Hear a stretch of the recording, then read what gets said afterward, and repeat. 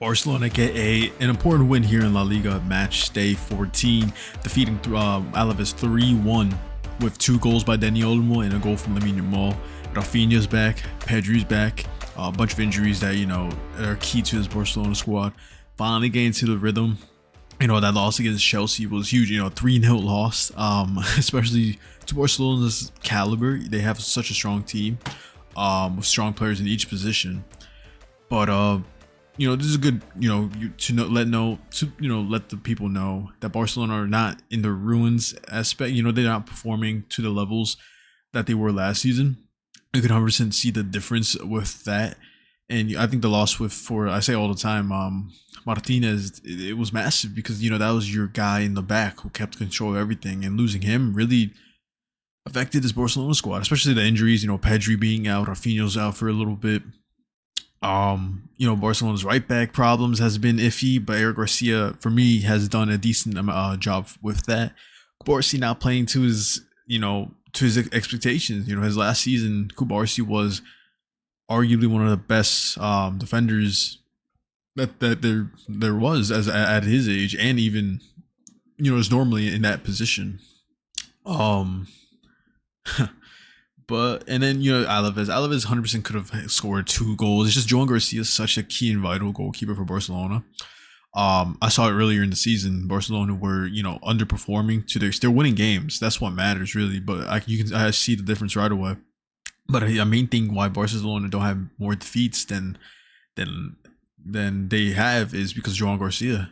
These strikers, every time Barca play, these strikers go through the gap, they shoot it, and it's always Garcia. It's always straight at Garcia, but it's still, a key factor. It's not like the player is missing over the crossbar on the side, which they have, but most of the times it's shot straight at the goalkeeper. But it's Garcia who's making these huge saves.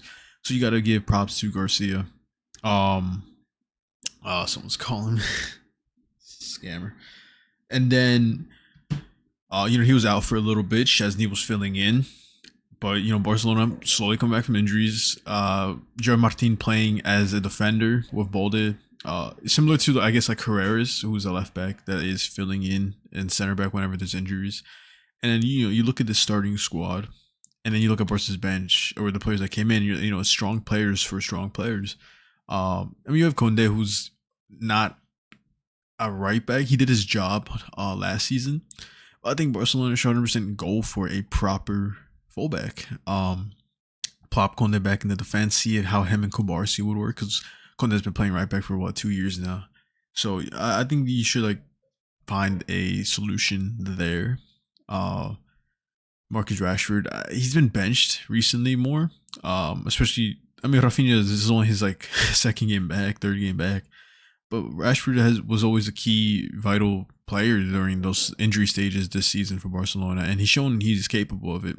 So he got 45 minutes this match. Pedri, who's been hurt since before international break, his last game was El Classico, so he's finally getting there. Ferran Torres, who had a stinker against Chelsea, but he coming back from it.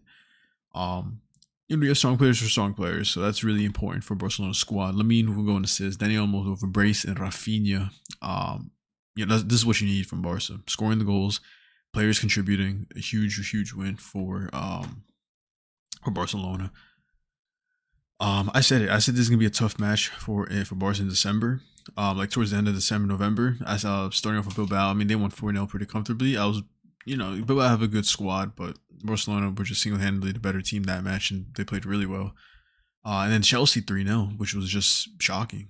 Chelsea dominated the field. Barcelona had a few chances, but the Ferran Torres miss would have probably changed the whole momentum of the game going for Barcelona. Maybe it wouldn't, but I think something would be different. Next game is on Tuesday. They play in a couple of days, pretty quick, because they're due to international break. They're gonna play this weekdays.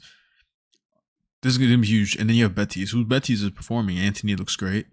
For me, Betis have a really underrated and strong squad. You go into their squad here. They do have a lot of injuries, though, which is going to 100% impact Betis as a whole.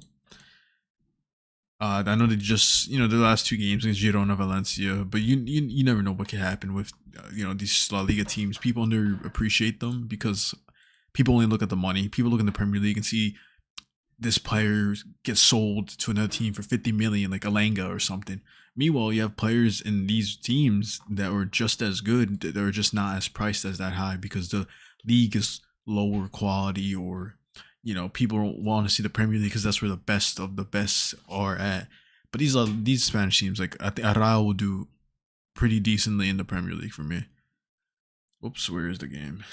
um, but it's just stuff like that. So you never know what could happen there. So these two next games and Frankfurt, which is a huge, really important game for Barcelona. Frankfurt hasn't looked good against the top teams in the Champions League this season.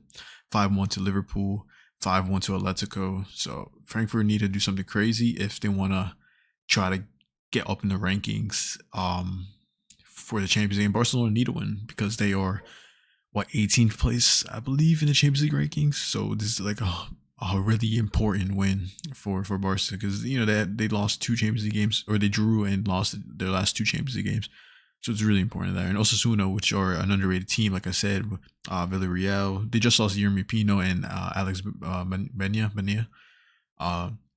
So slowly they need to go, and then you have Espanyol, who's always the Catalan derby, and then you have Bilbao again in the Supercopa de España. Yeah, a lot of teams towards the end of November, early January. It's hard teams. It's not an easy month that's going to be for Barca. So, but if they play like they do usually, I'm sure they'll be fine with that. Barcelona have 5 losses and 2 draws, I believe, this season. So, including or it could be 4. I don't remember. In total this season. But it's La Liga table at the moment. Barcelona stay in first, all depending Real Madrid tomorrow against Girona. Madrid has looked iffy. Their last 2 La Liga games haven't won. Tied against Elche, tied against Rayo. Really close game against Olympiacos in the Champions League. So tomorrow really depends if Madrid are worthy enough to, win the league. Because if you're playing like this with the team you have, I get you have a new coach. I get you need to implement new things, but it's not really looking strong for them. But this La Liga race is getting interesting. You have Atletico and Villarreal catching up with them, getting huge wins. So it's gonna be really interesting. You have Betis climbing up the ranks. They're probably not gonna be in the race. Although Atletico didn't even play their match yet, so they can reach 30s, and Villarreal, I think they did. No, they had tomorrow. It's today. So yeah, the La Liga race is getting close. If Madrid dropping points, Barcelona that lost against that Classico, this La Liga top 4 race is going to be pretty interesting. They're all going to be in the 30 ranges, 3-point gaps. So yeah, it's going to be a really interesting La Liga race.